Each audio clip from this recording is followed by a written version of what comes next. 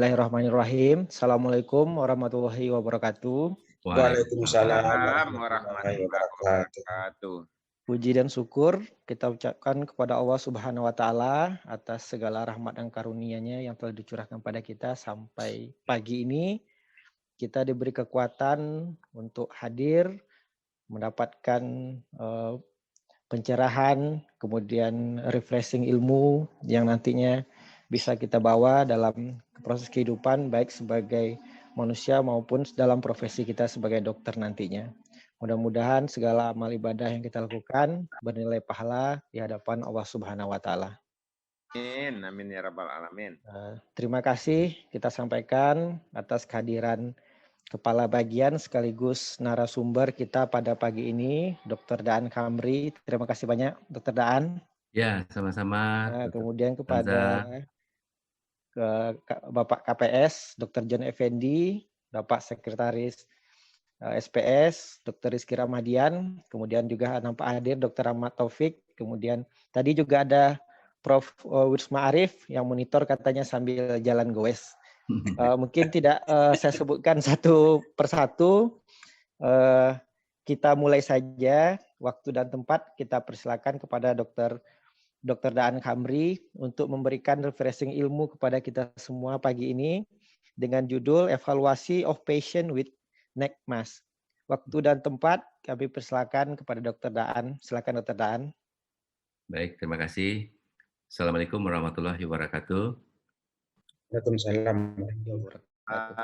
Pertama sekali kita memanjatkan puji syukur kita kehadiran Allah Subhanahu wa taala karena alhamdulillah pada pagi hari ini kita telah selesai melaksanakan sholat subuh dan lanjut berdiskusi mengenai materi yang kebetulan pada pagi hari ini saya membawakan evaluasi benjolan di leher. Terima kasih pada Pak KPS, Dr. John, Ya, sama-sama. dan Pak SKS, Dr. Rizky Ramadian, dan konsulen yang hadir, Dr. Ahmad Taufik, Prof. Wisma Arif, dan seluruh residen ya, yang dapat hadir pada pagi hari ini. Baik, saya coba share slide dulu.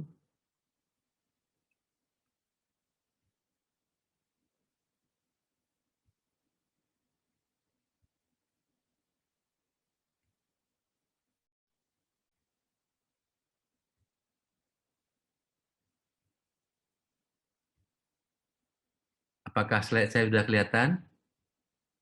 Sudah, Dr. Daan, kelihatan. Sudah ya.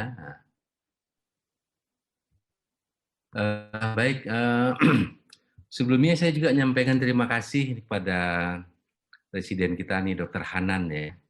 Saya kira ini slide ini kita modif dari jurnal reading yang pernah dibacakan oleh Dr. Hanan yang pertama kali ini yang bacakan jurnal ini. Ya. Kemudian slide ini saya kira bermodifikasi ya pada waktu acara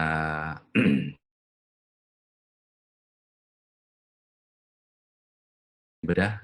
Slide ini juga sudah kita share melalui Dr. Yopi. Dan saya kira ini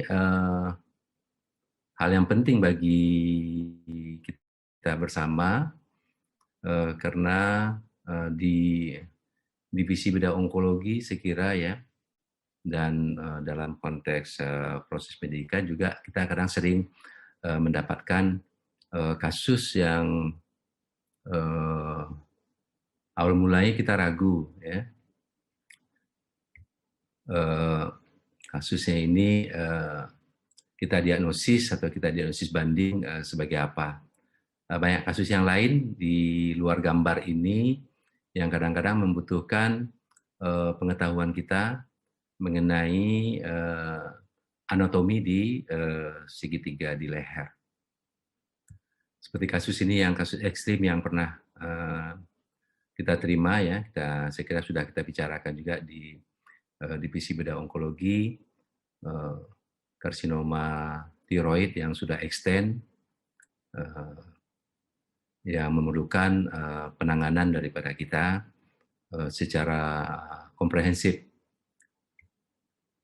Dan kalau kita lihat, kalau kita berbicara benjolan di leher, tentu kita mesti tahu segitiga leher, dan kalau kita lihat dari permukaan luar, ya, segitiga leher itu secara garis besar dibagi dua, ya, segitiga leher anterior, kemudian segitiga leher posterior. Ini dibagi oleh musculus sternocleidomastoid. Dan kalau kita lihat lebih dalam lagi, segitiga leher ini dibagi dengan yang kita sebut dengan level, ya. Level 1 sampai level 6. Bahkan ada buku yang bagi sampai level 7 di rongga retrosternal. Yang pertama, level 1 itu submandibula, kemudian level 2 yang kita sebut dengan sepertiga atas daripada jugular chain, kemudian level 3 sepertiga tengah dari jugular chain, dan level 4 sepertiga bawah. Kemudian level 5 itu di segitiga posterior, ya, kalau sini berwarna merah, dan level 6 sepertiga daerah anterior, ya, ini level 6. Dan ada level 7 itu di daerah retrosternalis, ya. Kadang beberapa buku cukup membagi dengan 6 level tadi. Masing-masing itu mempunyai makna, ya, bagi kita nantinya untuk menentukan, ya, substrat daripada sumber benjolan tersebut. Ya, apa benjolannya itu? Ya, substrat itu bisa dari kelenjar ductus thiroglossus, kelenjar getah bening, ya, tiroid, dan lain sebagainya. Dan tentu modalitas daripada untuk menentukan benjolan di leher ini, di samping anamnesis, pemeriksaan fisik, kemudian pemeriksaan penunjang. Yang standar adalah ultrasonografi atau USG. Ya. Kemudian bisa kita lanjutkan, ya, dan ini sebenarnya bisa overlapping, ya, yang mana yang lebih duluan, apakah ultrasonografi, USG, atau kita langsung dengan CT scan. Ya.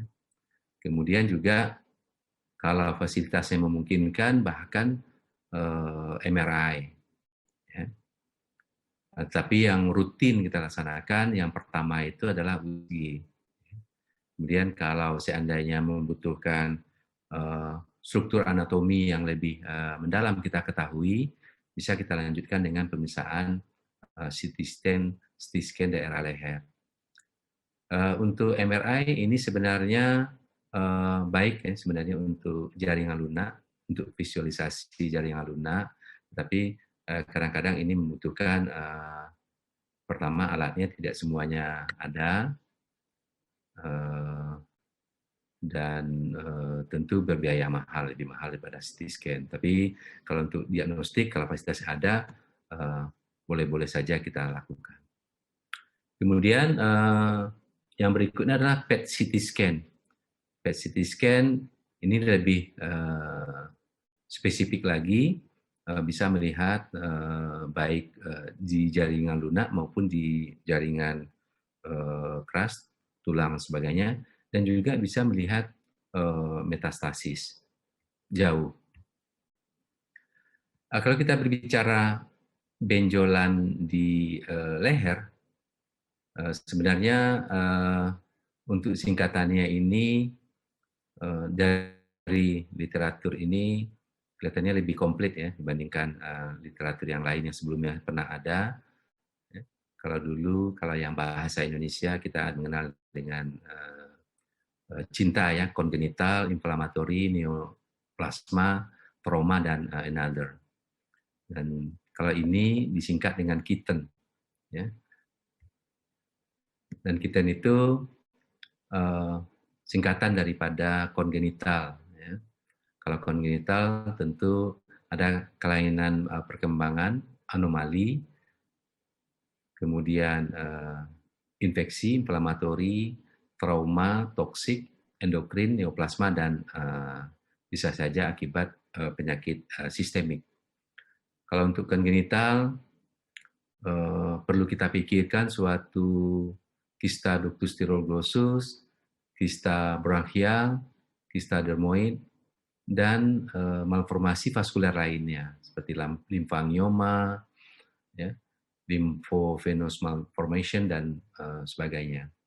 Kalau untuk infeksi, ini yang sering juga ya kita temui, limfadenitis.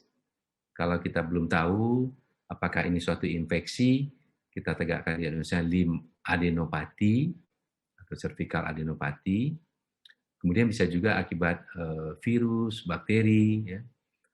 Cat scratch disease, nah ini juga pernah ya, kita temui, ya. Cat scratch disease, mycobacteria, dan lain sebagainya. Kalau trauma bisa menyebabkan hematom, apalagi ini di emergensi, sering kita temui, ya, hematom misalnya, atau ada penyakit yang mendasarnya seperti kista dermoid, kemudian disertai infeksi sekunder.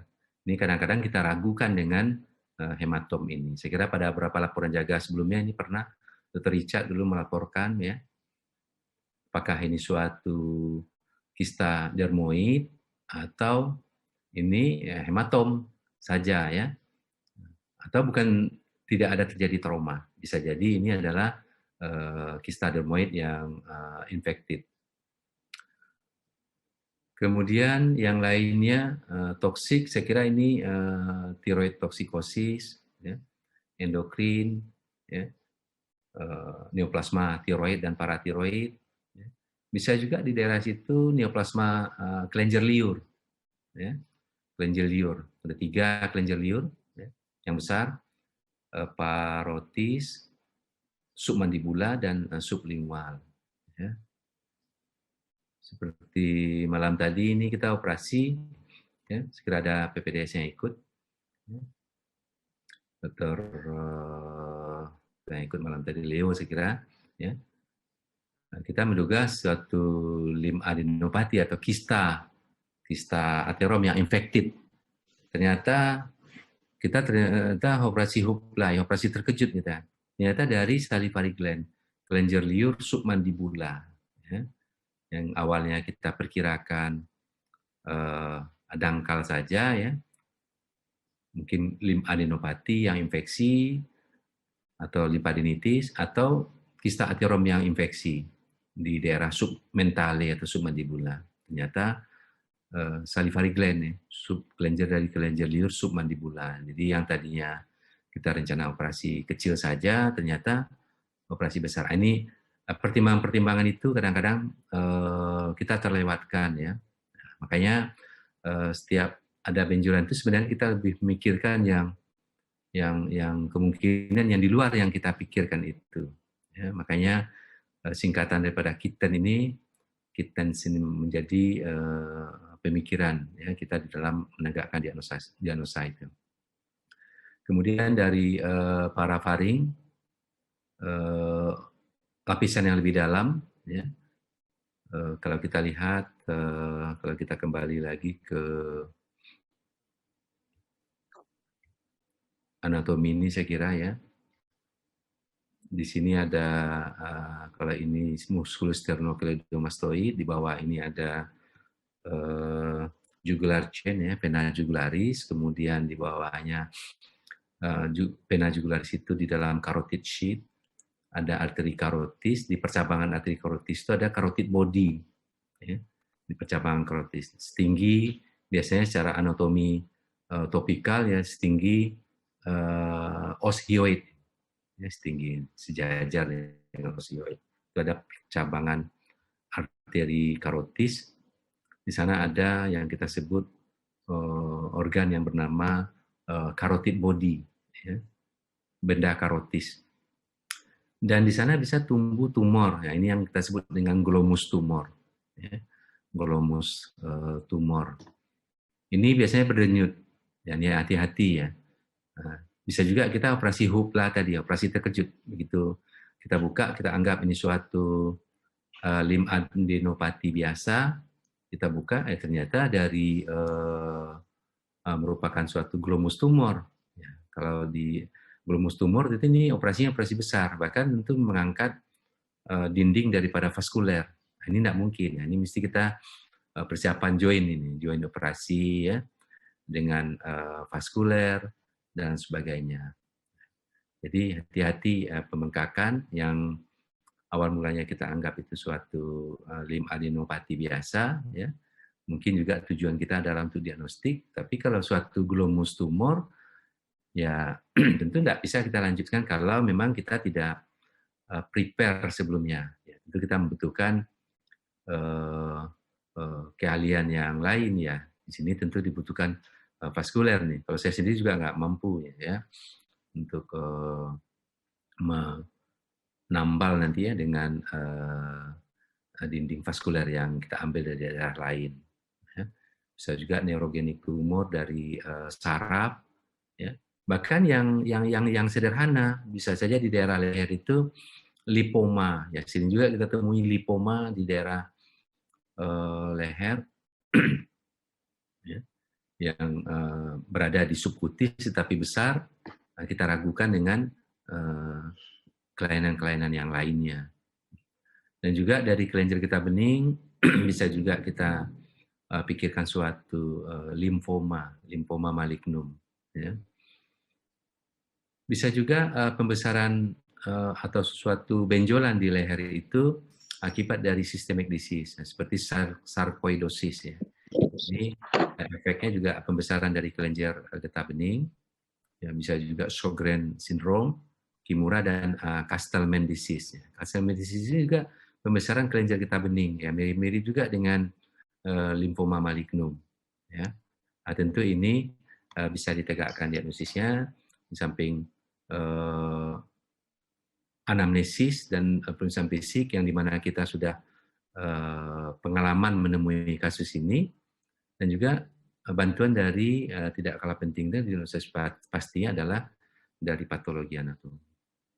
Jadi saya kira untuk evaluasi benjolan di leher, singkatan daripada KITTENS ini menjadi acuan kita.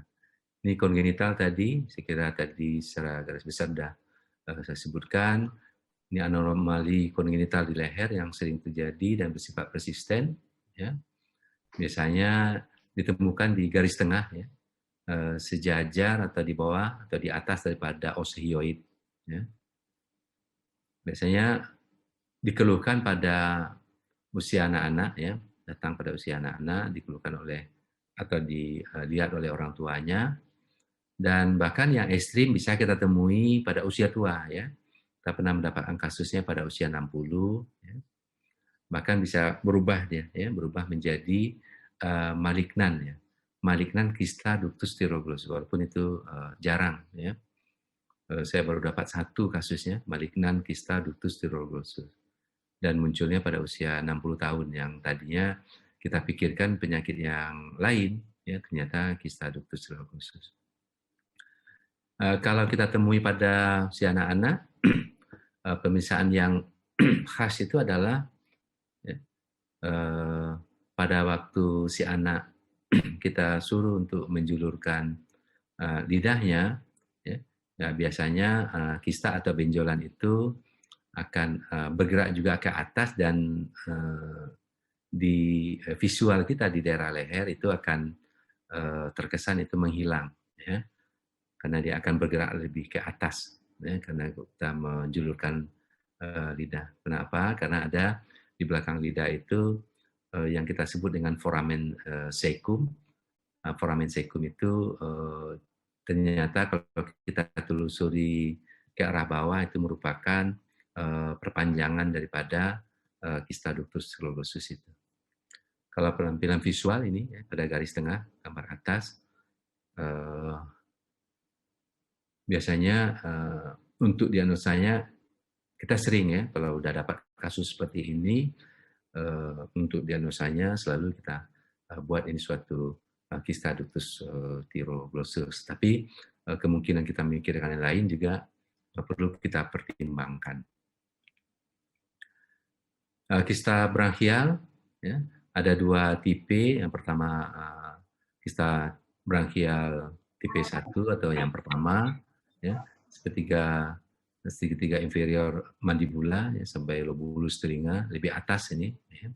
Kemudian yang second ya lebih bawah, ya, biasanya sepanjang daripada musculus sternocleidomastoid atau bisa juga kita sebut tadi jugular chain. Ya. Ini di samping pemisahan standar USG, bahkan CT scan juga dibutuhkan pada kelainan ini. Terapinya adalah terapi eksisi, ya, atau ekstirpasi, yang salah satu contoh gambar, ya, second branchial cleft kiss, ya, sepanjang sternocleidomastoid pada posisi samping. Ya. Beda dengan kista ductus thyroglossus tadi, kalau ini posisinya di samping lateral. Ya. Dan kista ranula. Ya. Kista ranula bisa bermula di sublingual, kadang-kadang meluas ya, melewati musculus milohioid di dasar rongga mulut. Kadang-kadang munculnya di daerah leher. Ya. Nah, kalau belum melewati musculus milohioid, bisa kita lakukan operatif melalui sublingual rongga mulut. Kalau sudah melewati musculus milohioid, bahkan kadang kita bisa mengerjakannya melalui submentale atau submandibula, ya, eksisi kista daripada sublingual ini. Kalau kecil, sublingual, ranula bisa kita kita lakukan insisi di sublingual yang kita buat penjahitan sehingga kita buka sehingga air liurnya itu keluar di rongga mulut. Kalau sudah besar dan tebal ya, bahkan kita bisa melakukan ekstripasi secara utuh, ya, tergantung kondisi daripada ranula yang kita temui. Ini yang sudah extend ya, melewati musculus milohioid, ya. Kalau kita lihat dari pemisahan CT scan, kita lihat di daerah sublingual, ya, ini sudah kelihatan ya membesar, ya, extend di bawah daripada musculus milohioid. Kalau kasus yang pernah kita jalannya, ini gambarnya ya, gitu. Yang pasien kita di sini ya. Kemudian kista dermoid jarang, tapi biasanya tanpa rasa sakit. Sebagian besar lokasi pada daerah dalam submental ya, triangle ya, di bawah dagu. Ini yang kemarin malam kita duga ini salah satu ini ya, suatu kista ya. Ternyata infeksi akibat daripada tumor kelenjar liur submandibula. Dermoid ini biasanya pada anak-anak atau dewasa muda, ya. Bisa membesar secara progresif akibat akumulasi kelenjar lemak. Ya. Terapinya adalah eksisi. Ya. Kalau untuk diagnostik bisa dengan USG, CT scan. Ya. Ini ya, kista dermoid, karena bisa disertai infeksi. Ini ya kista dermoid. Biasanya utamanya di garis tengah tubuh, mirip-mirip dengan kista ductus thyroglossus tadi. Bisa juga kelainan di leher itu pada kongenital ini suatu limfangioma ya, atau lymphatic malformation ya. Dan biasanya kistik. Dan kalau kita lihat penggambarannya ya seperti ini ya.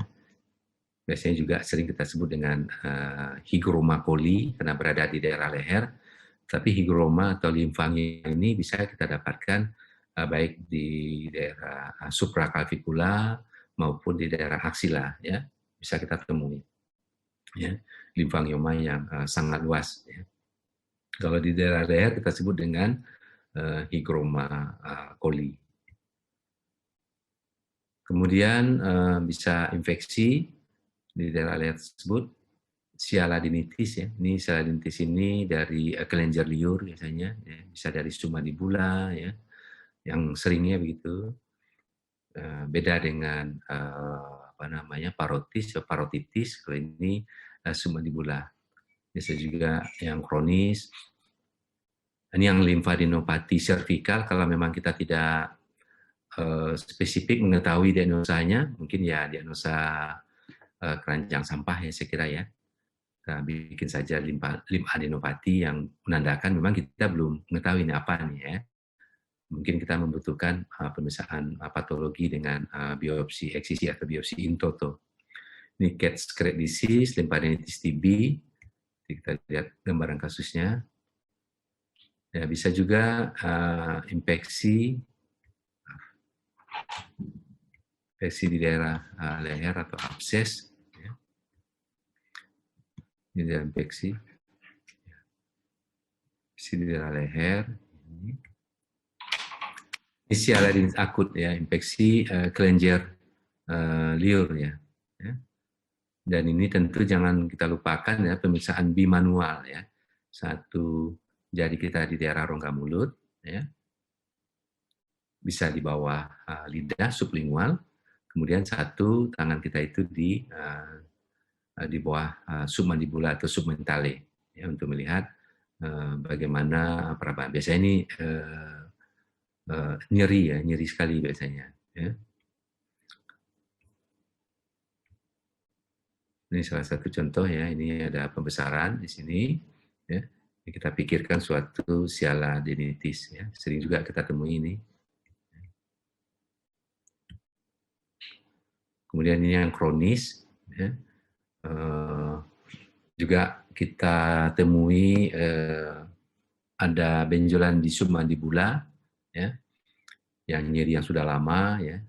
Beda dengan sialadenitis yang akut, ya, nyeri lebih hebat. Kalau ini nyerinya saya kira pada periode tertentu terjadi nyeri. Dan ini adalah limfadenopati servikal, bisa diakibatkan penyakit-penyakit yang lain, ya, apakah virus, HIV, Epstein-Barr virus dan lain sebagainya, ya, toksoplasmosis. Dan tentu pemeriksaan pasti kita membutuhkan biopsi di sini. Untuk kelenjar getah bening itu selalu kita sebut atau PA membutuhkan biopsi in toto, ya. Kita angkat satu kelenjar. Tapi pada kondisi-kondisi tertentu, apalagi kalau sudah terjadi infeksi, kita tidak dapat melakukan biopsi in toto yang dimaksud, ya, karena bisa saja sudah hancur dan sebagainya.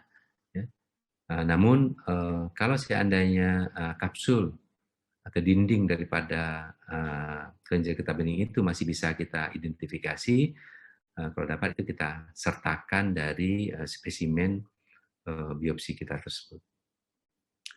Ini segitiga atau level di daerah leher yang saya maksud tadi, ya, ada level 1 sampai level 6, ya.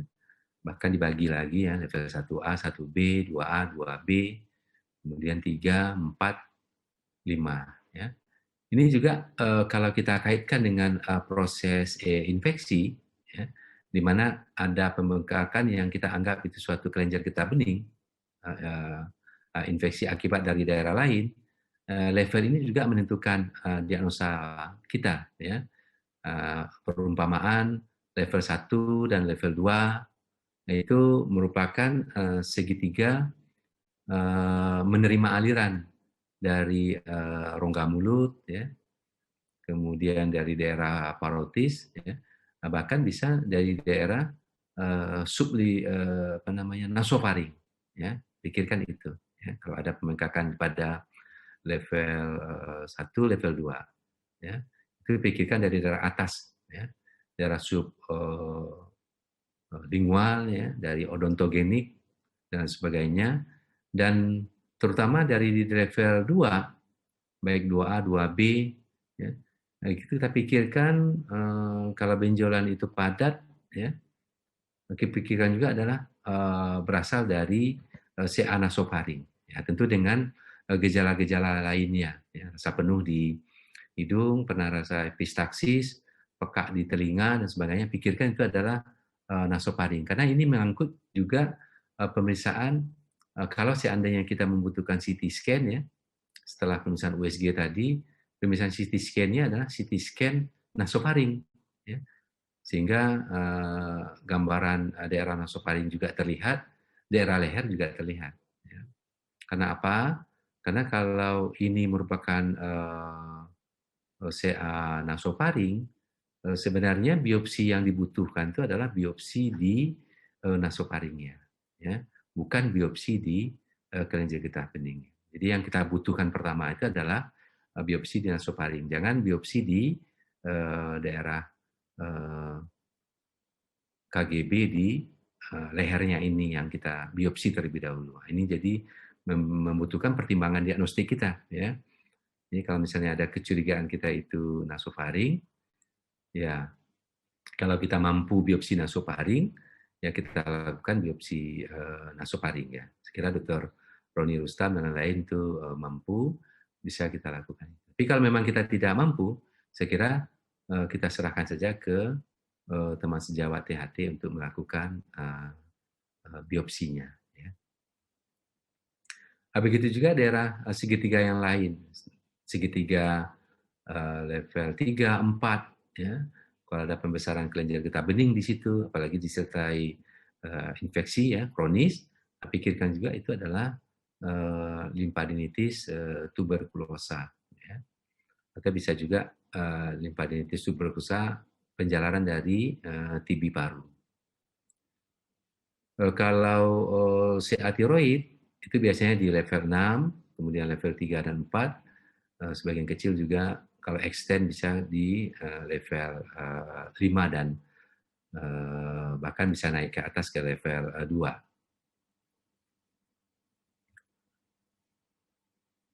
Ini limfadenitis yang saya maksud tadi, ya, di daerah segitiga leher kiri. Kemudian ini cat scratch disease, ya, ada beberapa kita temui bagi orang-orang yang suka, ya, memelihara kucing dan sebagainya. Bisa juga cakaran daripada kucing itu. Tentu kalau ini tentu yang kucing yang nggak terawat nih. Bagi yang terawat saya kira bisa saja tidak terjadi ini, ya. Tapi kalau yang tidak terawat dan dekat, ya, bisa. Gambarannya seperti ini, ya. Kita pernah menemui ini, ya, gambaran seperti ini dan mirip sebenarnya suatu limfadenitis, ya. Cat scratch disease ini kita ketahui dari hasil PA, ya. Mirip dengan limfadenitis yang lainnya. Kemudian limfadenitis TB, ini juga yang paling sering saya kira, ya, di Indonesia dan di daerah kita ini banyak, ya. Limfadenitis TB, ya, kalau itu ada pus yang kadang-kadang sudah pecah, ya, di daerah leher yang kita temui, di samping pemeriksaan laboratorium, laju endap darah dan sebagainya, juga membutuhkan tindakan biopsi, ya, pemeriksaan PA, ya, ditemukan sel Datia Langhans. Kemudian yang non tuberkulosa, ya, banyak juga kita temui, ya. Nah, kita juga menemui yang HIV positif, ya. Nah, kita temui, ya, ternyata HIV, ya. Ini juga kita harus hati-hati.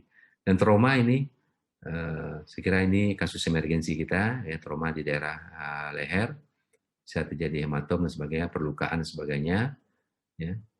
Bisa juga pseudoaneurisma dan laringokel. Nanti kita lihat nih hematom, ya, di daerah leher, kemerahan yang tentu kalau trauma ya mendadak, ya, munculannya cepat, ya. Ada riwayat trauma sebelumnya seperti ini, tentu ini membutuhkan kalau hematom seperti ini kita lihat, ya, Kalau ada hematom perdarahan di dalam, tentu kita eksplorasi. Tapi kalau traumanya sudah lama dan pasien datang secara elektif, tentu kita membutuhkan pemeriksaan yang lain, USG dan CT scan. Pseudoaneurisma tentu membutuhkan pemeriksaan CT scan dan sebagainya, koordinasi dengan vaskuler. Ya. Ini ya, aneurisma. Dan ini laringokel, ya. Biasanya peniup trompet ya, atau trauma-trauma yang lainnya bisa kita diagnosa dengan CT scan kalau kita lihat dari pemeriksaan laringoskop ya, tanpa laringokel pada daerah leher. Tentu ada manifestasi yang lainnya, apakah suara serak, batuk, dan lain sebagainya. Saya kira kalau untuk ini, tentu kita membutuhkan ya, kalau memang kita tidak mampu, saya kira kita konsultasikan dengan teman sejawat hati-hati ya, untuk ekstirpasi daripada laringokel ini. Kemudian toksik, tiroid, ya, Grave dan sebagainya, tentu ada gejala-gejala yang lain ya, isoptalmus, ya, pembengkakan difus pada daerah leher. Kemudian patologi ini neoplasma tiroid, bisa kista tiroid dan karsinoma paratiroid. Yang paratiroid ini sangat jarang ya. Tentu ada manifest yang lainnya, yaitu hiperkalsemia. Ini dari tiroid ya, keganasan yang agak sering ditemui di daerah leher ya. Saya kira ini gambarnya yang lain sudah banyak sering kita temui ya. Karsinoma tiroid. Kemudian kista paratiroid tentu ada gejala-gejala lain ya. Gejala hiperparatiroidism atau hiperkalsemia, bisa juga berkaitan dengan pembentukan batu ya, nefrolitiasis dan itu mungkin perlu kita pertimbangkan juga terjadi hiperkalsemia ya. Kita lihat kalsiumnya ya di dalam darah.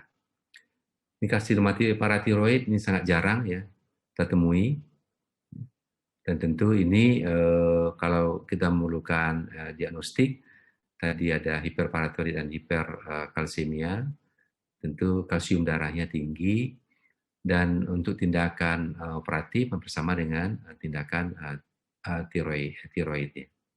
Ini salivary gland, ada 3 kelenjar liur utama ya, parotis, submandibula dan sublingual. Kalau yang di daerah leher tentu yang berpengaruh itu adalah pertama kelenjar parotis ya, juga kadang-kadang kita bedakan dengan limfadenopati saja. Bisa saja tumor parotis tapi detail daripada parotisnya itu di ekor ya, detailnya itu agak lebih ke bawah ya. Kadang-kadang juga lobulus telinga tidak terangkat, dan ternyata itu merupakan tel daripada kelenjar parotis, itu tumor parotis. Kemudian tumor submandibula, ya. Kemudian tumor-tumor lainnya seperti saya katakan tadi ya, carotid body ya, carotid body tumor, ya, glomus tumor, ya, lipoma, liposarkoma. Ini salivary gland, ya. Ya, ini tumor parotis itu ya, kadang-kadang di sini kita lihat lobulusnya tidak begitu terangkat ya. Bisa jadi ini adalah di tel parotis. Sering juga kita temui seperti itu. Kalau ini sudah mendekati, ini adalah tumor kelenjar liur submandibula. Ini neoplasma dari daerah paraparing ya, lebih ke dalam lagi ini. Kadang-kadang kita ini membutuhkan ini paraganglioma, juga pernah kita temui ini ya. Ternyata dari dalam ya. Munculannya kadang-kadang kita anggap seperti limfadenotomi ya, limfadenopati ya, dan ternyata lebih jauh ke dalam ya, membutuhkan bahkan kita itu kerjasama ya dengan bedah saraf ya. Kita pernah dapat kasus satu ya, paraganglioma, ternyata dari saraf daripada tulang belakang. Segera ini membutuhkan joint op, ya. Tapi ini merupakan pertimbangan bagi kita bahwa kalau kita menemukan suatu yang kita anggap ini suatu limfadenopati, ya, pertimbangan-pertimbangan klinis untuk diagnosa yang lain ini perlu kita pikirkan supaya tidak kita nanti terjadi operasi hubla tadi, ya, operasi terkejut ternyata bukan segampang yang kita pikirkan awal, ya, suatu kelenjar getah bening yang kita anggap superficial ternyata threads-nya, ya, setelah kita buka jauh ke dalam ternyata, ya. Sementara kita kadang-kadang tidak persiapan untuk operasi yang lebih besar seperti ini. Ini suatu lipoma atau liposarkoma. Kalau lipoma ini gampang, ya, kalau kita pikirkan suatu hal yang besar ternyata hanya suatu lipoma saja. Lipoma ya biasanya ada pseudokapsul, ya, agak mudah nih, gampang kita melakukan. Bahkan lipoma ini pernah kita temui di daerah lidah, ya, lipoma di lidah, ya, ternyata lipoma, ya, walaupun jarang. Kalau ini lipoma yang khas ini, ya, namanya lipoma Nuke, ya. Untuk udah umum di daerah ini jangan coba-coba nih lakukan dengan bius lokal, ya. Ya dulu ini pengalaman saya nih, ya, di stasi di Sungai Dare, ya. Kalau di Sungai Dare itu ada istilah kita itu ya CK, ya. CK itu ya biasanya untuk, ya, kegiatan kita di situ, ya, nambah-nambah uang saku lah gitu, ya. Dapat stasi di Sungai Dare dulu, ya, kita kerjakan ini lokal ini mabuk kita ngerjakan lokalnya, ya, karena ini dalam, ya. Dia biasanya di bawah otot enggak, ya, makanya kita sebut dengan lipoma Nuke, ya, khas ini. Ini harus anestesi umum nih, ya. Karena dia tidak dangkal, ya. Kalau kita lakukan biopsi dengan anestesi lokal bisa juga, ya, tapi ya banyak kita injeksikan di sekitar sini, ya. Pengalaman saya dulu ya lama jadinya, ya, dan berkeringat kita dibikinnya, ya. Jadi ini pertimbangkan, ya, kalau ada lipoma Nuke ini, ya, anestesinya anestesi umum. Kemudian limfoma, ya, limfoma malignom itu tentu dengan gejala yang lainnya, ya. Gejala lainnya yang mesti kita pertimbangkan, ya. Apakah ada demam dan sebagainya, ya, gejala-gejala sistemik lainnya, pemeriksaan ya, leukosit, darah tepi, ya, untuk mempertimbangkan ini adalah penyakit sistemik, ya, daripada kelenjar getah bening, ya, limfoma malignom. Ini pembesaran kelenjar getah bening, ya. Kalau dari penggambaran ini merupakan suatu akhirnya adalah suatu limfoma malignom. Ciri khasnya itu adalah pembengkakannya itu bergerombol, ya. Bahkan di textbook itu katanya seperti meraba kentang di dalam karung, ya. Kalau gejala itu sudah luas atau pembengkakan kelenjar getah beningnya sudah banyak.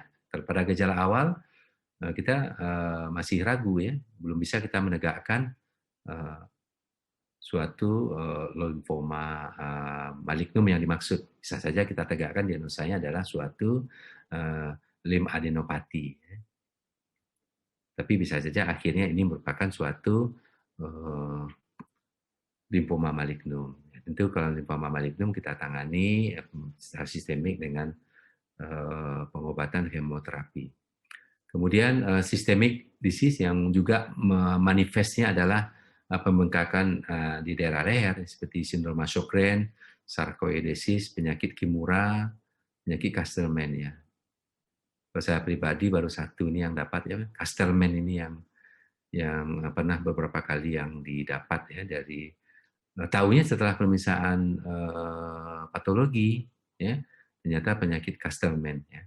Kalau memang ini saya kira memang kita perlu konsultasi, ya, dengan penyakit dalam, ya. Biasanya ini kita konsultasikan dengan hemato-onkologi medik, ya. Kalau kita temu yang penyakit yang seperti ini.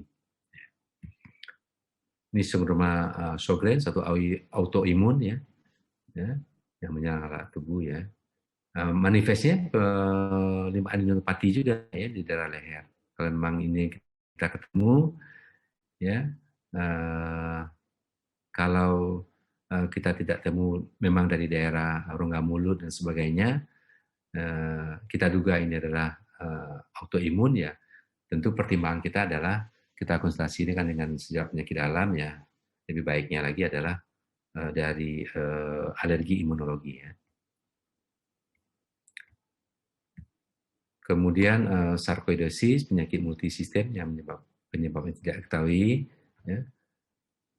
Yang ini ya pembengkakan dari kelenjar limfe, bisa juga dari kelenjar parafutis dan nervus vagus. Kalau saya secara spesifik belum pernah ketemu ya kasusnya. Ini penyakit Kimura juga ya, manifestnya pembengkakan kelenjar getah bening di daerah leher. Tahunya ini dari setelah pemeriksaan patologi anatomi dan ini yang Castellman tadi. Ini mirip-mirip dengan limfoma malignum. Ya.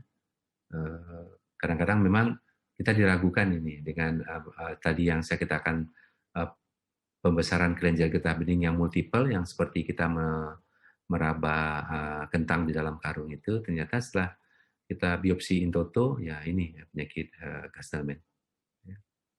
Biasanya sejawat dari penyakit dalam ini lebih mumpuni ya. Sekira kalau memang kita ketemu kasus ini ya, saya biasanya saya rujuk ke penyakit dalam.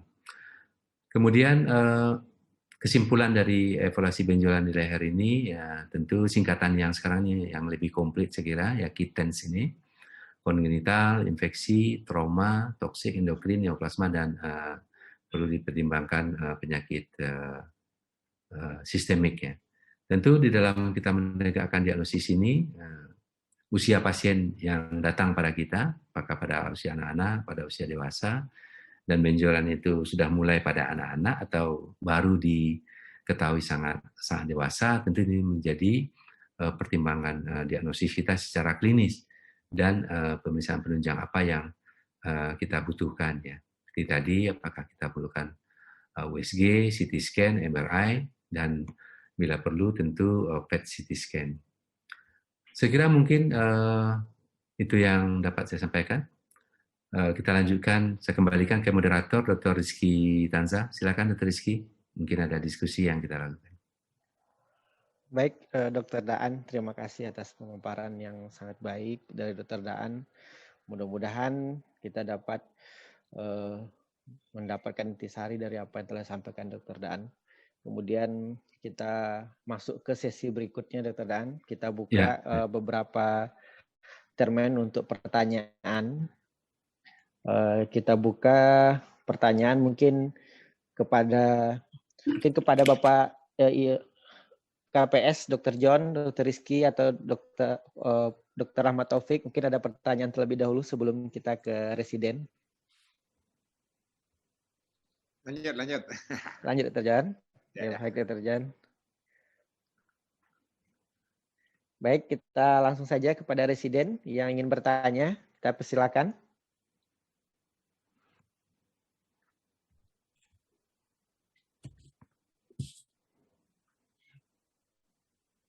Izin bertanya dong. Baik, silakan Akbar ya. Siap. Ya, Akbar ya. Silakan Akbar. Assalamualaikum warahmatullahi wabarakatuh. Waalaikumsalam warahmatullahi wabarakatuh. Terima kasih atas kesempatannya. Izin bertanya dok. Ingin bertanya bagaimana efektivitas pemeriksaan FNAB, core biopsi maupun biopsi in toto dalam evaluasi benjolan di leher dok. Terima kasih dok. Ya. Langsung dijawab aja Dr. Daan. Silakan Dr. Daan. Ya, makasih Dr. Akbar yang menanyakan mengenai FNAB ya, baca efektivitasnya ya. Untuk diagnostik di benjolan di daerah leher, tentu substratnya mesti kita ketahui terlebih dahulu ya. ada beberapa perbedaan daripada kalau kita kaitan dengan efektivitas, ya, pemeriksaan FNAB, ya. Biasanya ini efektif untuk yang pertama kelenjar tiroid, ya. Kemudian juga kelenjar getah bening, ya. Efektivitasnya sangat baik dan sangat tinggi. Tapi untuk kasus-kasus tertentu seperti misalnya keganasan pada kelenjar getah bening, ya, keganasan pada kelenjar getah bening ini efektivitasnya lebih rendah, ya. Biasanya kalau yang keganasan yang saya maksud dengan suatu limfoma tadi, ya, limfoma malignum, ini biasanya dokter PA membutuhkan biopsi yang kita sebut dengan biopsi eksisi, ya, sebenarnya itu yang kita sebut dengan biopsi in toto tadi, satu kelenjar getah bening diangkat lalu diberikan ke PA, ya. Kemudian kalau kasus-kasus yang infeksi seperti limfadenitis, TB dan sebagainya, ini efektivitasnya juga tinggi. Ya, bisa kita lakukan pemeriksaan bajah tersebut atau FNAB. Tadi slide awal mestinya, ya, ada walk up, ya, tadi itu, karena slide ini saya saya edit, ya, jadi ya. Salah satu memang FNAB ini, betul Dr. Akbar, ya, pada benjolan di leher ini. Ya, kalau kita berbicara efektivitas ada perbedaan-perbedaannya, tetapi untuk poin diagnostik, salah satu bisa kita lakukan kalau fasilitasnya ada pemeriksaan daripada FNAB ini, ya, untuk diagnostik kita. Di samping kalau seandainya nanti patologi membutuhkan pemeriksaan lanjutan, ya, untuk in toto yang saya maksud tadi untuk kelenjar getah bening, ya, dan kalau yang lain-lainnya tentu membutuhkan tindakan. Misalnya untuk kelenjar liur efektivitasnya rendah, ya, seperti kelenjar liur submandibula, kelenjar liur parotis, ya, yang detail tadi itu efektivitasnya rendah, ya. Tetapi ini bisa kita pakai untuk diagnostik, walaupun masih ada kontroversi. Untuk kelenjar liur itu masih syarat dengan kontroversi. Ada yang menyatakan tidak diperlukan karena untuk diagnostiknya sulit. Hampir sama dengan soft tissue tumor, ya, bagaimana peran daripada bajah ini. Ya. Jadi yang kuat efektivitasnya yang pertama itu tiroid. Kemudian yang kedua adalah kelenjar getah bening yang non-neoplasma. Saya kira itu Dr. Akbar. Terima kasih, Dok. Ya. Ada pertanyaan lagi, Dr. Akbar? Cukup. Cukup, ya. Kita beralih kepada residen yang lain. Dipersilakan. Izin bertanya, Dok. Baik, Ya, silakan. Dr. Ames. Dr. Ames. Silakan, Dr. Ames. Misalnya kita ketemu kasus benjolan ceritanya Vista thyroglossus yang terinfeksi. Itu tindakan kita cukup untuk tindakan yang awal itu apakah cukup untuk mengatasi infeksi dulu seperti mendrainase dulu atau kita memang langsung harus ke tindakan sistem prosedur itu? Ya. Ya. Ya, terima kasih. Dr. Ames langsung ya, Dr. Kanza, ya. Iya, silakan Dr. Daan. Ya. Jadi memang ada beberapa kasus ya kita temui kista ductus thyroglossus yang infected, ya. Infected ini bisa kita temui kasus yang pertama, ya, terjadi infeksi, atau kasus yang kita temui yang residif, ya, residif yang pada beberapa sebelumnya ternyata sudah pernah dilakukan tindakan operasi, tetapi residif kembali. Khusus untuk kista ductus thyroglossus yang primer yang pertama itu mesti kita lakukan tindakannya itu adalah tindakan ekstirpasi ya. Ya, kita sebut dengan operasi sistrang ya, sistrang prosedur ya. Jadi bahkan kita bisa melakukan memotong os hyoidnya karena threads-nya itu berada di atas atau di dalam daripada os hyoidnya itu. Jadi sampai ke proksimal ya, superior itu mesti kita bebaskan ya, utuh kita angkat. Karena risikonya kalau seandainya ini tidak utuh bisa terjadi residif ya. Residif ini bisa menyebabkan infeksi yang berulang. Ini yang pertama. Kemudian bisa saja kita menemui kista ductus urogustus itu yang pertama kali sudah terjadi infeksi. Nah, tindakannya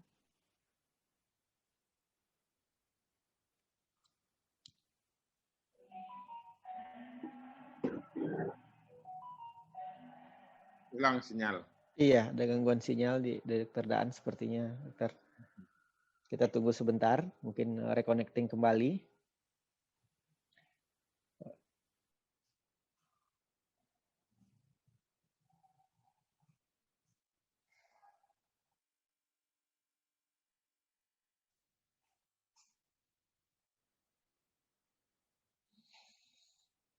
Mungkin sambil menunggu Dokter Daan kembali connect ke Zoom, ya sepertinya terputus. Kepada rekan-rekan residen lain yang ingin bertanya, akan disiapkan. Kita sambil menunggu Dokter. Maaf, saya kehilangan apa WiFi tadi. Baik, Dokter Daan. Ya, ini. Ya, jadi kalau kita temui seperti yang Dr. Ames tanyakan tadi, sudah infeksi, pertama kita pastikan dulu, ya, ini primer pertama atau ini sudah pernah dilakukan. Ya. Kalau seandainya ini sekunder, saya kira memang ini berdemang dibutuhkan di sini, karena untuk mencari trace-nya juga kita akan kesulitan. Sementara daerah area itu sudah infected ya, sudah infeksi ya. Dan saya kira kita perlu melakukan deberdemang dengan catatan ya, setelah nanti infeksinya teratasi, ini perlu kita pikirkan pemeriksaan-pemeriksaan yang lain ya, apakah CT scan dan sebagainya, bahkan perlu dengan MRI untuk melihat thread-nya ini ya. Thread ini apakah sudah terangkat atau belum. Nah, ini menjadi pertimbangan kita. Jadi sesuai dengan pertanyaannya tadi, kalau ini sudah terjadi infeksi, tentu tahap awal kita lakukan deberdemang terlebih dahulu ya, sambil.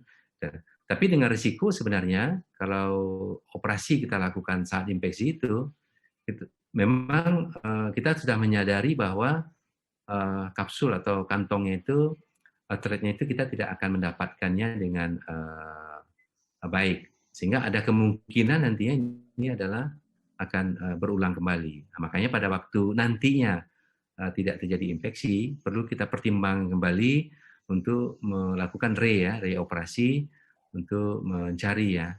Tentu operasi sebaiknya kita lakukan pada saat tidak infeksi. Begitu, Dr. Ames. Baik, mungkin dari Dr. Ames sudah cukup. Jadi kita lanjut kepada residen yang lain, silakan.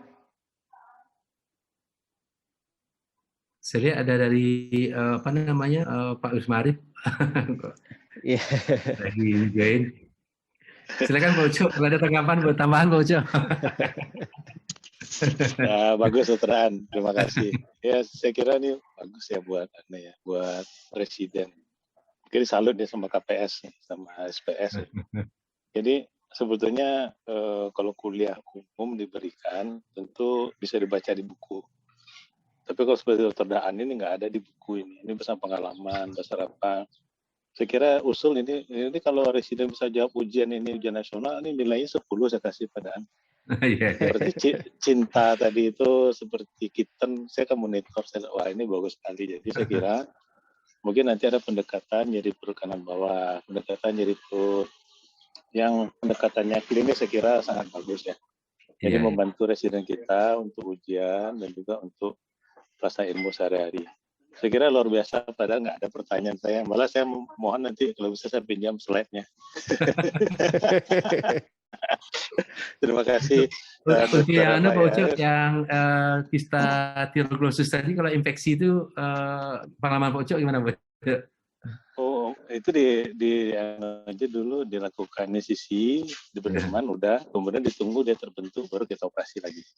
Soalnya kalau kita operasi langsung, malah kita bisa hilang orientasi, dan operasi lama, penyembuhan lama. Jadi kalau saya, sarannya biasanya saya lakukan anestesi dulu, dan sudah kering, kan terbentuk lagi kistanya, itu lebih enak operasinya.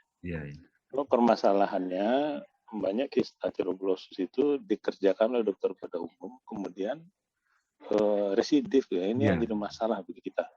Jadi kita sebagai guru, masalah di situ kenapa mereka nggak bisa operasi sistem prosedur itu dengan baik ya. Itu disangka kista biasa padahal. Tapi aku lihat pada ini mudah-mudahan presiden sekarang pahamlah mengenai kista tiroglossus. Saya kira luar biasa ini, mudah-mudahan bisa lanjut ini Pak, walaupun hari Sabtu saya jarang olahraga, ini olahraga sekarang, mohon maaf. Besok kalau mau goes dia jalan panjang kita ke Bukit Poncin kalau mau, ada Ames kan kawan kalau mau besok. Nanti malam saya tunggu di villa. Ya silakan Kang Padaan. Berarti Pak Ucok. Assalamualaikum warahmatullahi wabarakatuh. Ya. Waalaikumsalam. Terima kasih kepada Prof. Usma Arif. Kita lanjut untuk pertanyaan berikutnya kepada rekan-rekan residen. Bagaimana rekan-rekan residen?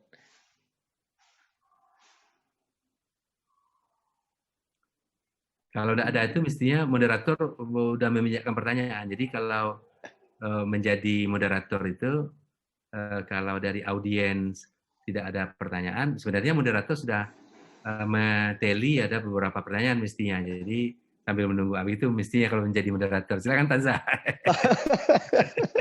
Ya Pak Rizky ya. Dr. Daan. Ya, Rizky. Sebenarnya kita sudah sepakat moderator mempunyai wewenang untuk langsung tunjuk siapa yang bertanya, Dr. Daan. Iya. Jadi semuanya sudah siap dengan pertanyaan. Nah, itu sebenarnya. Kan? Jadi, tentu moderator kayak junior bisa tanya. Iyalah. Artinya lah junior Tanza lah banyak. Jadi kita semua sama-sama berkontribusi gitu. Jadi sama-sama. Senior tuh nggak sagan ya. Baik Dr. Daan, mungkin saya pakai peluru dari Dr. Rizky, Dr. Daan. Dari saya mungkin belum ada dulu. Nah, mungkin saya tunjuk ke junior saja. Mungkin sudah mulai deg-degan ini. Mungkin pertama. Bisa ya? Apa lah ya? Apa ya? Kita cobakan kepada anggota stasi onkologi terlebih dahulu, Dr. Daan. Mungkin kepada Dr. Waldi, ada yang mau ditanyakan, silakan. Siap, Chief.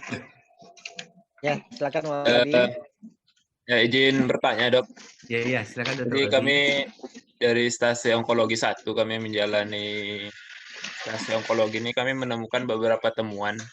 Kami ingin menanyakan lebih kepada patofisiologi. Jadi Dok, pada tumor daerah leher ini ada beberapa pasien yang sudah mengalami pembengkakan selama beberapa tahun. Tetapi kenapa tiba-tiba bisa dalam waktu, ada riwayat dia hanya dalam waktu 2 minggu tiba-tiba membesar. Padahal selama ini bertahun-tahun benjolan itu hanya tenang-tenang saja, tetapi dalam waktu singkat tiba-tiba itu membesar. Mungkin ada penjelasannya Dok, kenapa bisa tiba-tiba membesar dalam waktu singkat. Padahal selama ini tenang-tenang saja selama bertahun-tahun. Terima kasih Dok. Ya. Langsung ya Dr. Tanza ya. Ya, langsung dijawab Dr. Ya, terima kasih Dr. Waldi. Ya, kalau sudah ditodong begini, saya kira itu pertanyaan itu ya. Ya. Dan biasanya memang pertanyaan yang mendadak ini juga berat menjawabnya, gitu biasanya. Karena dia mendadak tanya dan terlintas. Saya kira betul ya, Dr. Waldi ya. Mohon izin juga siap untuk menjawab. Waldi menyebut kata siap ya. Karena militer ya. Oke. Izin siap untuk menjawab ya Dr. Waldi. Memang betul ya, kadang sering kita temui, apalagi kalau di poliklinik gitu ya. Karena di poliklinik itu kita kan rujukan tersier ini ya. Rujukan tersier biasanya kasus yang dikirim itu sudah berat gitu. Ya, seperti gambar awal tadi yang saya sampaikan, ya, pembengkakan kelenjar tiroid misalnya, ya, CA tiroid yang dulunya slow growing, ya, lama pertumbuhannya, yang bersifat well div, ya, tiba-tiba pada suatu ketika bisa berdegenerasi, ya, berubah, ya, berdegenerasi lebih malignan, ya. Kelainan itu kalau tadinya well ya menjadi poorly, ya, jelek, ya. Kalau di kelenjar tiroid itu kita sebut dengan anaplastik. Bisa saja, ya, anaplastik, ya. Yang tadinya papillary carcinoma tiroid misalnya slow growing, lama, bisa puluhan tahun, 20 tahun, 30 tahun, ya. Ternyata pada usia-usia 60, 70 yang kita dapatkan di poliklinik itu, kita lakukan anamnesis itu didapatkan benjolan bengkak itu cepat, ya. Mungkin sebulan 2 bulan ini secara progresif membengkak dia. Nah, ini itu yang kita pikirkan pertama, bisa berubah bentuk dia, ya, lebih cepat. Kemudian bisa juga kalau substratnya ini dari kelenjar getah bening, ya, bisa saja lebih cepat itu misalnya tidak penyakit dasarnya tidak teratasi, ya. Misalnya yang kita sebut tadi limfadenopati, pembengkakan kelenjar getah bening 1, 2, 3, lalu semakin lama semakin banyak, ya. Bisa limfadenitis TB, ya. Bisa jadi skrofuloderma, dan ini kadang-kadang membutuhkan dia datang ke rumah sakit, ya. Dan kadang dari Vaskes 1, apalagi Vaskes 2 ya tidak sanggup menangani ini, ya dirujuk ke Vaskes 3. Begitu biasanya, ya. Jadi suatu kelainan yang sudah lama, ya, yang kita sebut slow, kalau ini kita kaitkan dengan suatu neoplasma, ya, neoplasma yang terbanyak di daerah leher itu dari endokrin, ya, tiroid, yang tadinya slow bisa berubah, ya, cepat, ya, beberapa bulan terakhir, sehingga ini yang kadang-kadang menyebabkan dia datang ke dokter ingin mendapatkan pelayanan. Yang dulunya mungkin tidak merasa terganggu, mungkin hanya gangguan kosmetik dan sebagainya, gangguan beneran yang tidak dirasakan berat oleh pasien, ternyata pada beberapa akhir, ya, si pasien merasa terganggu dan begitu yang jawabannya Dr. Waldi. Ya dok, terima kasih dok. Ya. Baik, untuk mengefektifkan waktu, langsung saja saya tunjuk penanya berikutnya dari angkatan di atas Waldi. Ini kita mintakan kepada Dr. Raymond Mahapala. Silakan Dr. Raymond, pertanyaannya.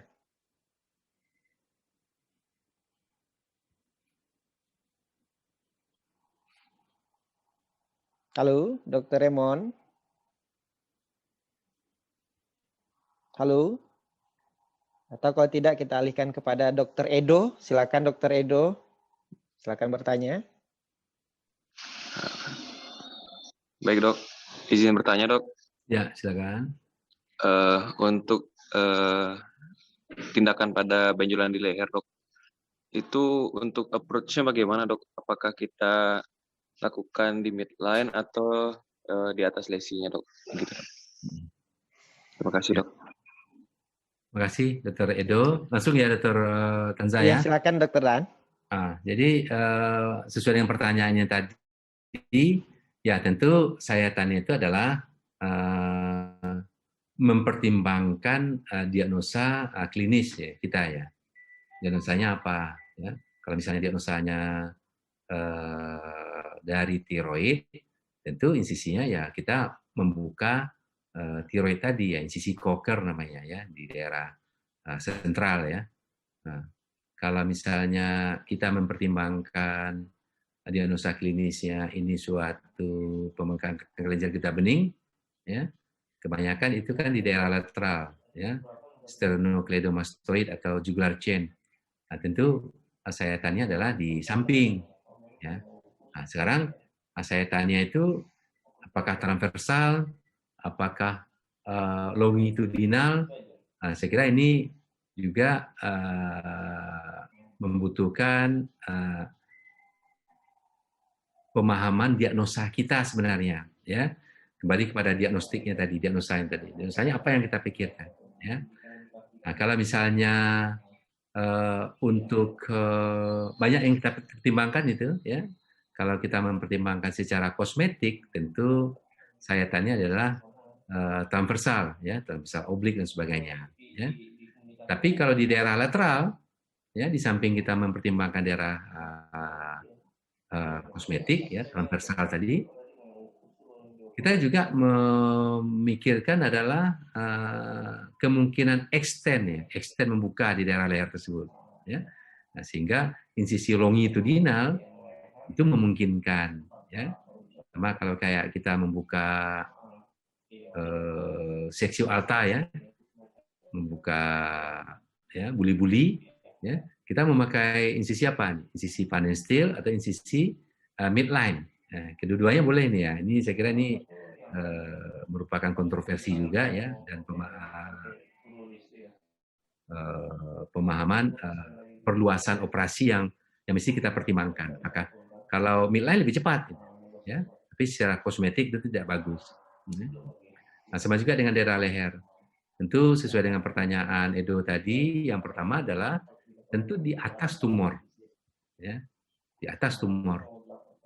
Ya, kalau diagnosa kita ini suatu neoplasma tiroid, tentu insisi Cocker sesuai dengan teknik operasi tiroidektomi itu. Ya. Kalau substratnya ini adalah kista ductus tiroglossus yang kita pikirkan tadi, tentu insisinya lebih atas, ya, sejajar dengan os hyoid tadi, ya, sejajar juga dengan tadi kalau di samping percabangan dari arteri karotis atau carotid body, ya, di situ. Nah, tentu pemahaman segitiga tadi itu, ya, anatomi dari daerah leher tadi, ya, baik anatomi topikal maupun anatomi dari subkutisnya, ya, di daerah dalamnya. Nah, kemudian kalau insisi yang di daerah samping, mau kita transversal, mau kita longitudinal, tergantung nih, ya. Nah, kalau ingin explore cepat, itu longitudinal saja, dan kita bisa menyelamatkan vena-vena di situ, vena jugularis eksterna dan sebagainya bisa kita selamatkan. Di samping kalau transverse, ya kadang-kadang kita memotong, ya, memotong daripada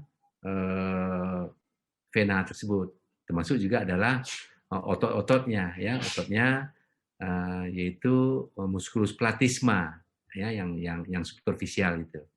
Tapi kalau longitudinal, nah, kita bisa split, ya, split ototnya, bisa kita explore lebih dalam.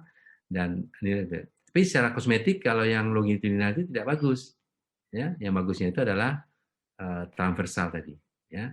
Nah, jadi pertimbangan-pertimbangan itu, nah, itu kita kembali kepada yang pertama, diagnosa kita, diagnosa klinisnya kita apa tujuan kita, ya. Nah, kemudian yang berikutnya adalah pertimbangan explore tadi, ya, kita mengeksplor apa, ya, extend-nya nanti ke tindakan operatif itu seperti apa, ya. Nah, kalau kita extend, kalau kasus onkologi yang lebih luas, ya, seperti kita melakukan diseksi leher radikal, nah itu longitudinal itu, ya, insisi J namanya, J stick, ya, jadi insisi J, ya, ya, dari sepanjang sternocleidomastoid, ya, ke arah bawah dan seperti huruf J, ya, stick golf gitu, ya, ke arah medial. Nah, nanti ketemunya di daerah sentral, ya, insisi Cocker tadi, insisi tiroid tadi. Ya, kalau kita memang melakukan yang operasinya RND, ya, diseksi leher radikal atau radical neck dissection. Begitu pertimbangannya untuk insisi itu. Baik, terima kasih, Dok. Ya, ya, sama Edo. Kembali ke moderator, silakan. Ya, Dr. Daan, terima kasih. Ini kita masih punya waktu nih dok, kalau dari Ya, masih ada sekitar 10 menit lagi dari waktu resmi. Nah, kalau ternyata nanti banyak pertanyaan, Dr. Daan mungkin bisa berpanjang, Dr. Daan. oh bisa, bisa. Berikutnya kita coba mintakan pertanyaan dari Rahmat Hidayat. Silakan Dr. Rahmat.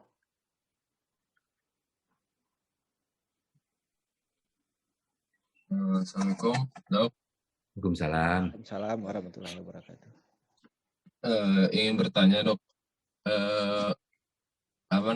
untuk gejala dari benjolan-benjolan yang ada di leher, misalkan kita curigai adanya suatu limfoma maligna, tetapi gejalanya ini masih gejala awal gitu, dok. Apakah kapan waktu tepatnya kita akan melakukan suatu tindakan, udah ini kita bajah, atau masih kita evaluasi gitu, dok. Jadi indikasi kita untuk melakukan tindakan diagnostik itu tuh kapan gitu, dok? Kalau misalkan ada benjolan yang ada di KGB, misalkan baru kita temukan, misalnya dia masih di sekitar subarea mandibula, kemudian ada juga benjolan baru yang dilakukan di subclavicular, dan untuk menentukan apakah ini primer ataukah ini adalah suatu meta KGB, itu bagaimana juga, dok, secara klinis, dok? Ya. Baik, terima kasih Dr. Ahmad. Dari pertanyaannya saya kira dapat saya jawab. Yang pertama tentu adalah kembali kepada kita diagnosa, ya, diagnosis. Ya. Diagnosanya apa? Tentu ini ditegakkan melalui anamnesis dan pemisahan fisik. Ya. Baru kita tahu ini primer, ini sekunder. Ya. Kemudian tidak kalah penting itu adalah selalu saya menyebutnya adalah substratnya itu apa. Substratnya itu adalah bendanya itu apa. Yang bengkak di leher itu apa itu. Ya. Apakah ini kelenjar getah bening, apakah ini subkutis, ya, dari lemak dan sebagainya, apakah ini dari organ-organ yang lebih dalam, ya, organ endokrin, organ salivary gland, ya.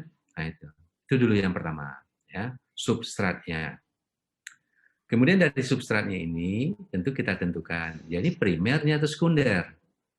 Ya, kalau dia dari kelenjar tiroid ikut bergerak dengan menelan, berarti itu substratnya tiroid. Kebanyakan itu adalah primer di situ. Ya, walaupun sebagian kecil banget ya, itu bisa meta dari tempat lain. Tapi jarang itu dari tiroid itu dari yang lain. Tapi bisa. Limfoma malignum pada kelenjar tiroid juga pernah kita temui, ya. Atau meta CA dari tempat lain, misalnya dari CA mame ke CA tiroid, ke tiroid ada yang kita temui. Tapi itu kasuistik kan. Nah, kita berpikiran yang umum saja terlebih dahulu, yang lebih banyak yang mana, ya. Itu benjolannya ini yang pertama di daerah leher ini, ya, clue-nya atau tipsnya itu adalah kita pastikan dulu, ya. Ini primer, ini atau sekunder, ya. Kemudian substratnya, ya, substratnya itu apa? Substratnya dari kelenjar tiroid, dari kelenjar liur submandibula. Ya, ini sebenarnya yang paling penting ini. Walaupun kadang-kadang kita kecolongan, ya, kecolongan juga kita. Ya, seperti saya malam tadi itulah, jadi operasi di Ropanasuri, ya, anggap enteng saja ada apa namanya kelenjar sini. Ya, adenopati lah kita anggap begitu, malah kita memikirkan suatu TB ya awalnya. Ternyata setelah kita explore buka, ternyata ke samping malah ya, kelenjar liur submandibula. Tadinya kita rencanakan operasi kecil, ternyata operasi besar. Nah, begitu juga operasi yang lain ya, kalau saya berbicara pengalaman, pernah juga kita anggap sepele saja itu ya, di daerah sternocleido mastoid itu kita anggap kecil saja, kelenjar getah bening, ya. Ternyata itu tadi yang saya temui itu peraganglioma itu. Ternyata stretch-nya itu sampai ke medula spinalis itu. Nah, ini kan berat ini ya. Nah, kita sementara tidak diagnosa sejauh itu. Nah, kembali ke pertanyaan Dr. Ahmad, kapan kita diagnosa? Ya, pertama tentu kalau pasien sudah datang dirujuk, ya kalau kita di sini rumah sakit pendidikan, itu wajib kita melakukan diagnosa. Berarti teman sejawat di daerah yang mempunyai fasilitas yang tidak sanggup, mesti kita diagnosa. Kita udah kita mulai. Tentu kita mulai itu sesuai dengan levelnya itu, ya. Kalau untuk dokter muda, ya koas, tentu anamnesis, pemeriksaan fisik, diagnosa, ya, apa kira-kira pemeriksaan penunjangnya. Ya. Kalau untuk PPDS residen, tentu di samping anamnesis, pemeriksaan fisik, diagnosa, kemudian pemeriksaan penunjang, tentu mesti tahu juga tata laksana, sampai ke tata laksana. Nah, jadi kapan kita diagnosa? Ya begitu pasien sudah kita terima di poliklinik, kita diagnosa. Apa diagnosanya? Ya, kalau bisa kita tegakkan diagnosa klinis langsung, kemudian kita tambahkan dengan diagnosis banding. Ini sesuai dengan ujian-ujian OSCE yang selalu kita lakukan, ya, oleh KIBI. Ya, diagnosis kerja, diagnosis banding. Ya. Apa pemeriksaan penunjang? Ya, pemeriksaan penunjangnya tentu mulai dari yang dasar, ya. Apa misalnya, ya, laboratorium darah itu salah satu. Samping kita menegakkan diagnosa, bisa kita menegakkan penyakit komorbid, ya, laboratorium darah rutin, ya. Berkaitan dengan penyakitnya, itu kembali kita ke substrat tadi diagnosa tadi. Kalau dari tiroid, apa yang kita lanjutkan di samping HB, leukosit, trombosit, gula darah dan sebagainya, ya. Tentu kita perlu memeriksa fungsi dari tiroidnya, ya. FT4 dan TSH itu kita periksa, itu dari segi laboratorium. Kemudian pemeriksaan imagingnya, ya tentu yang dasar, yang standar dulu kita periksa, ya. USG misalnya, ya. Nah, kalau memang bisa lebih lanjut, ya. Tapi bisa saja secara kasuistik kita tidak perlu USG, kita langsung saja CT scan, boleh, ya. Kita kalau memperkirakan kasus kita ini sudah extend, ngapain lagi di USG, hanya menyebabkan penantian pasien yang panjang, ya. Bagus langsung kita diagnostik to the point, ya, CT scan. Apalagi kalau kita di rumah sakit tipe A seperti di M Jamil, ya langsung saja. Ngapain kita di USG dulu, antri lagi dia, balik lagi ke poliklinik, mutar lagi, ya langsung saja kita CT scan, ya. Nah, jadi dan yang lainnya, termasuk juga tadi kalau memang seandainya kita membutuhkan FNAB, ya langsung kita lakukan FNAB, ya. Jadi untuk diagnosa benjolan di leher ini, anamnesis fisik sangat perlu, ya. Itu yang saya katakan tadi. Ini substratnya apa? Primer, sekunder, ya. Yang sering itu juga kadang, ya, ini ada pembengkakan di leher, level 2 misalnya, ada pasien sudah mengeluh, misalnya ada riwayat hidung tersumbat, atau hidung ada epistaksis, pernah berdarah di hidung dan sebagainya, kemudian ada rasa pekak di telinga, ini pikirkan CA nasofaring, ya, pikirkan nasofaring. Berarti yang KGB-nya tadi, ini adalah sekunder, primernya itu sebenarnya di nasofaring. Tetapi kalau tidak ada gejala-gejala itu, ya, epistasis tidak ada, pekak telinga tidak ada, ya, nah kita pikirkan ini bisa jadi ini primer di sini, ya. Primernya itu apa? Kelenjar getah bening itu, suatu limfoma misalnya, ya, atau bisa jadi sekunder yang lain, atau primernya infeksi, ya, limfadenitis misalnya, ya. Limfadenitis akut, limfadenitis kronis, ya, TB dan sebagainya, mesti dipertimbangkan. Nah, jadi ringkasan dari pertanyaan Dr. Ahmad tadi, yang pertama ya kapan kita lakukan diagnostik, ya begitu pasien sudah kita dapatkan, kita lakukan diagnostik. Diagnostiknya melalui apa? Melalui anamnesis, ya, pemeriksaan fisik, kita tegakkan diagnosa kerja, kemudian kita lakukan pemeriksaan penunjang, ya. Pemeriksaan penunjang itu gunanya 2, untuk melihat komorbid, kemudian ya juga untuk menentukan diagnosa secara pasti. Ya. Nah, pemeriksaan apa yang kita lakukan? Ya. Mulai dari imaging, laboratorium, imaging, kemudian diagnosa pasti tadi itu, apakah baja, atau memang kita membutuhkan tindakan biopsi insisi atau biopsi eksisi tadi. Ya. Baru setelah itu kita tegakkan diagnosa pasti, ya sudah ada PA-nya misalnya, ya, apa diagnosa pasti ya? Misalnya diagnosa pastinya adalah limfoma malignum, misalnya ya, diagnosa pastinya apa? Hodgkin, non Hodgkin. Nah, itu tuh kita lanjutkan dengan terapi definitif. Nah, kalau limfoma Hodgkin tentu itu adalah kemoterapi, jadi bukan operasi obatnya, ya kemoterapi. Nah, kalau yang lain misalnya CA tiroid misalnya tentu tiroidektomi, ya. Kalau yang lain ya tergantung ya yang diagnosanya tadi. Sekira itu Dr. Ahmad. Ya dok, terima kasih dok. Ya. Baik, Dr. Dan, terima kasih. Kalau kita lihat memang pertanyaannya range-nya cukup bervariasi ya, mulai dari etiologi, kemudian ada juga patofisiologi tadi, kemudian bagaimana diferensial diagnosis, kemudian juga tata laksana. Mungkin pertanyaan terakhir mungkin kita coba mintakan kepada ini kepada siapa kira-kira ya? Izin dok, ingin bertanya dok. Ini penutup memang cukup Leo. Silakan Dr. Leo. Ini tahunya ini dari onkologi kan? Silakan ya, Dr. Leo. Ya, terima kasih atas kesempatannya dok. Izin bertanya dok. Jadi misalnya saat ini kita sudah melakukan total tiroidektomi pada pasien, lalu ternyata hasil PA-nya suatu keganasan. Berapa penting kita lakukan sidik tiroid terhadap pasien dan kapan harus kita lakukan sidik tiroid dok? Terima kasih dok. Terima kasih Dr. Leo. Ya, ini sudah extend ya. Ya, sesuai dengan levelnya ini udah level chief dan senior ya. Jadi kalau sudah dilakukan total tiroidektomi, ini udah kasuistik banget ya. Total tiroidektomi, bagaimana peran dari kedokteran nuklir ya terhadap sidik ya, sidik tiroid sisa ya. Nah, itu.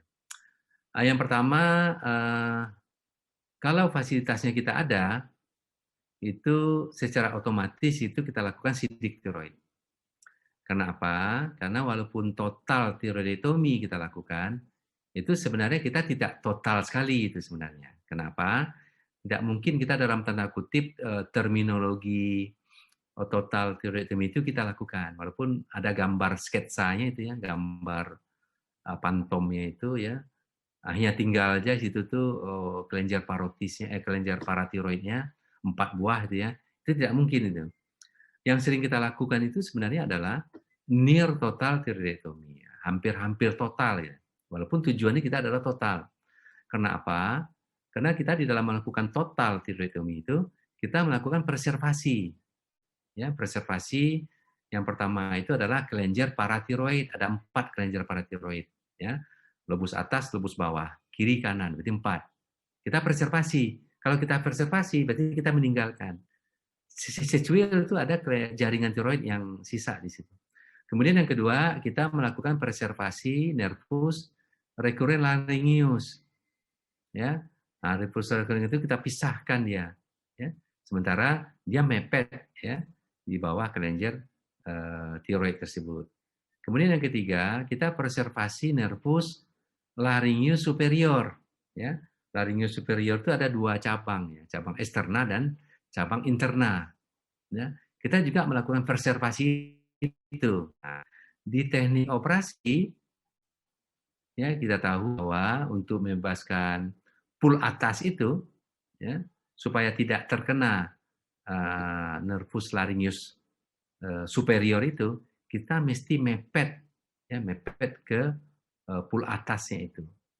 Kadang-kadang memang secuil itu tertinggal jaringan tiroidnya, ya jaringan tiroidnya. Jadi tidak mungkin kita begitu total, ya.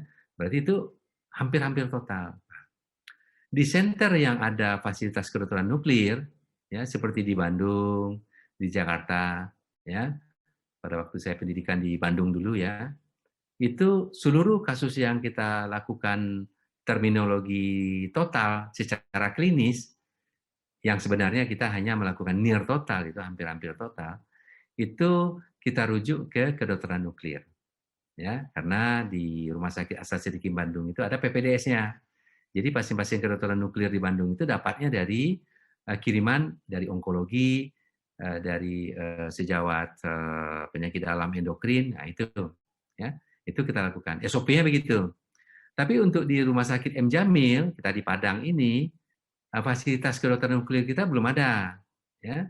Jadi kita tidak otomatis merujuk ke sejawat kita bagian kedokteran nuklir karena memang fasilitasnya tidak ada, walaupun ahlinya kita sudah ada, Prof. Aisyah dan Dr. Yulia Kurniawati, ya, karena fasilitasnya tidak ada. Nah, bagaimana sikap kita? Tentu ada dua, ya. Untuk kedokteran nuklir tidak mungkin, ya. Kalau tidak mungkin berarti untuk supresi dari jaringan tiroidnya, kalau seandainya masih ada, yang tadi kita hampir-hampir total, itu kita lakukan supresi dengan preparat levotiroksin, ya, preparat tirax, Autirok, Tiafel, ya. Jadi kita berikan itu. Tentu kalau dosis supresi, ya, itu 2x1. Nah, jadi kalau dosis supresi itu banyak dia, 2x1, nah, itu, ya, itu namanya dosis supresi. Kalau dosis maintenance, ya, itu 1x1, ya, nah, itu. Nah, kalau misalnya pasiennya mampu, ya ini kasuistik lagi ya. Kalau pasiennya mampu, ada beberapa pasien saya, pasien konsultan onkologi, ya, atau pasien kita di poliklinik, ya. Kalau dia mampu, ya, boleh kita rujuk. Kalau kita dalam terminologinya tidak yakin begitu benar-benar bersih, ya, apalagi ini suatu karsinoma, boleh kita anjurkan untuk pemeriksaan sidik tiroid kita ini, ya, peran dari kedokteran nuklir. Dia mampu ya, bisa kita rujuk apakah ke Jakarta, ke Darmais, ke Rumah Sakit Hasan Sadikin Bandung dan sebagainya. Ya, mampu transportasinya, karena biayanya ditanggung oleh BPJS di sana, tapi bayar pesawatnya nggak ditanggung atau transportasinya nggak ditanggung oleh BPJS. Nah, berarti dia dalam tanda kutip mampu, kita rujuk.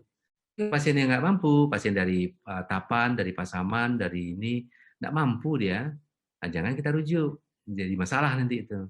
Ya, cukup kita lakukan supresi daripada sisa tiroidnya itu kalau seandainya masih ada yang kita yakini secara klinis operasi link kita mengatakan ini kita tidak total ini, ya. Itu sekira operator tahu itu, ya.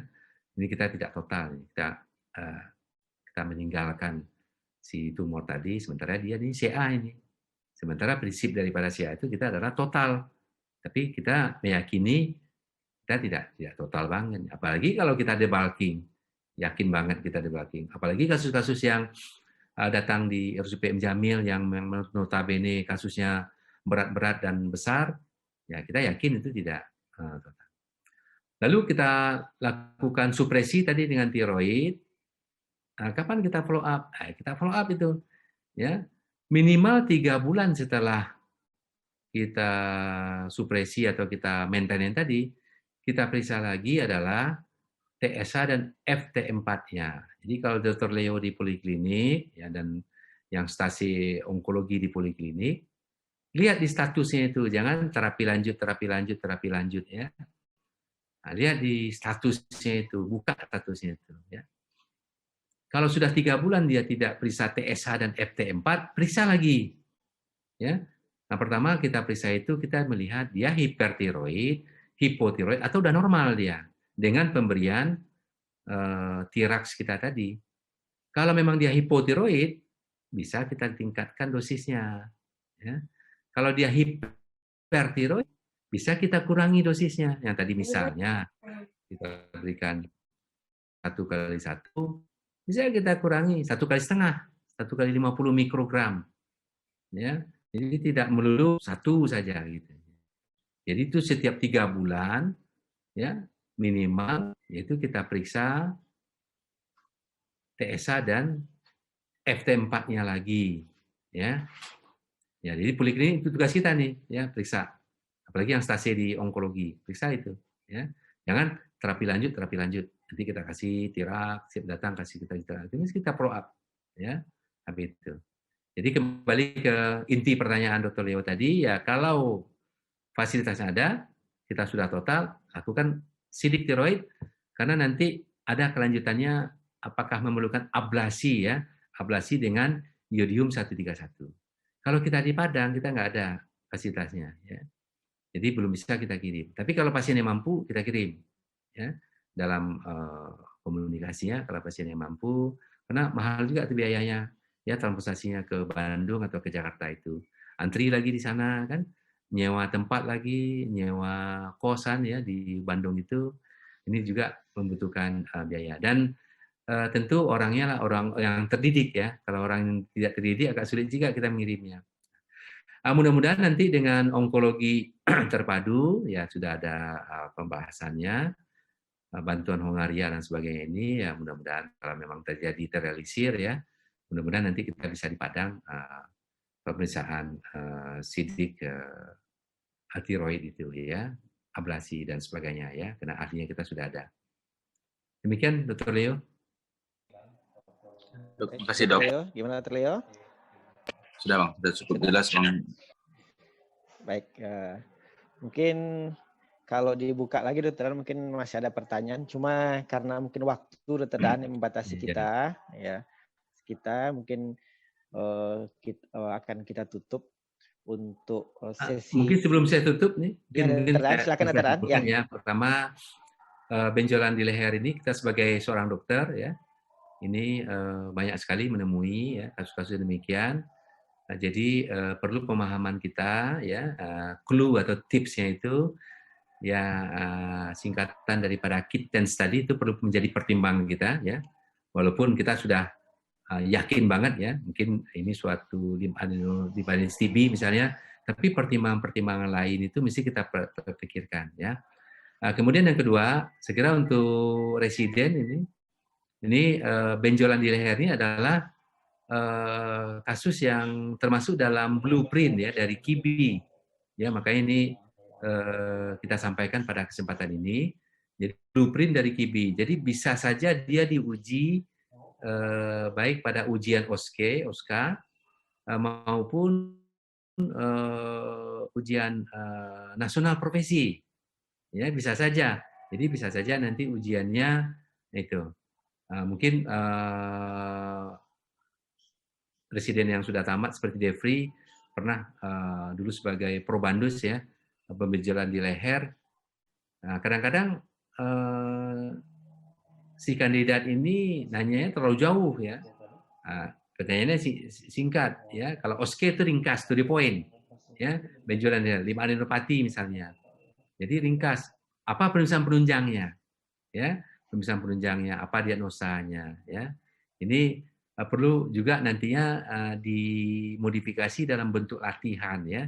Saya kira nih kalau kita buka lagi soal-soal lama dari OSCE itu ada nih benjolan di leher ini, ya.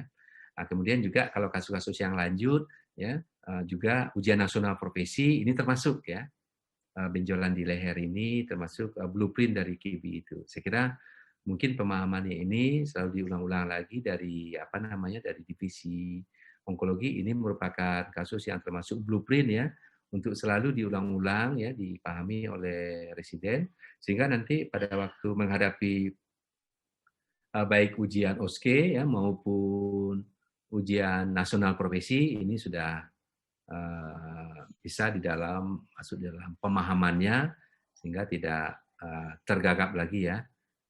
Tidak ada lagi nanti gagal di station ini, ya, begitu. Saya kira mungkin itu, Dr. Tanza, kesimpulan dari saya, moga-moga dapat hikmah, ya, dari kuliah subuh kita ini. Amin, amin. Baik, mungkin saya mohon izin untuk sebelum kita menutup acara ini, kesan saya sebagai moderator di tengah suasana yang telah diciptakan oleh bagian program studi untuk acara kuliah subuh seperti ini, kemudian kehadiran narasumber yang berkompeten dan juga residen yang siap untuk berinteraktif dalam mengajukan pertanyaan. Kita harapkan untuk terus dipertahankan sehingga kita bisa menggali ilmu semakin dalam.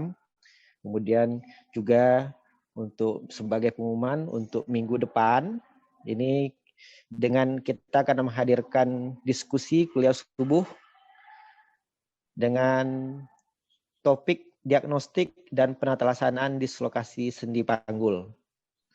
Nanti Dr. Rizky yang akan menyampaikan materi ini, juga kepada seluruh residen, siapkan pertanyaan, kita